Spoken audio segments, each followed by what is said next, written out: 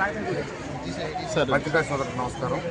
ఈరోజు సూపర్ 6 పథకాల్లో హామీల్లో ఒకటైనటువంటి స్త్రీ శక్తి పథకం, మహిళలకి ఉచిత బస్సు ప్రయాణం పథకం ముఖ్యమంత్రి చంద్రబాబు నాయుడు గారు, ఉప ముఖ్యమంత్రి పవన్ కళ్యాణ్ గారు, లోకేష్ బాబు గారి చేతుల మీదుగా విజయవాడలో ప్రారంభించడం జరిగింది.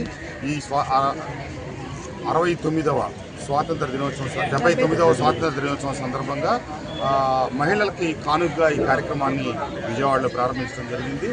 తప్పకుండా దీనివల్ల సగటున ఒక కుటుంబానికి చాలా ప్రయోజనం చేకూరుతోంది.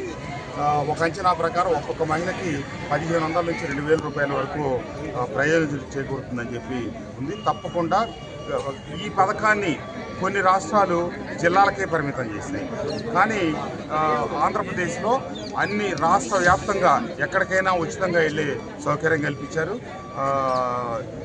ఇచ్చిన ప్రతి పథకాన్ని ఒక వరుస క్రమంలో అమలు చేస్తున్నటువంటి కూటమి ప్రభుత్వానికి, చంద్రబాబు నాయుడు గారికి, పవన్ కళ్యాణ్ గారికి, లోకేష్ బాబు గారికి ధన్యవాదాలు తెలియజేస్తూ ఈ అవకాశాన్ని, ఈ పథకాన్ని సద్వినియోగం చేసుకోవాలని చెప్పి మహిళలందరూ కోరుకుంటూ, ఇప్పుడే ఒక సోదరిమణి నాకు బొర్రా రమాదేవి గారంట మా విజయవాడ నుంచి ఇక్కడికి వచ్చి నాకు ఫ్రీ టికెట్ చూపించారు. అమ్మ రమాదేవి గారు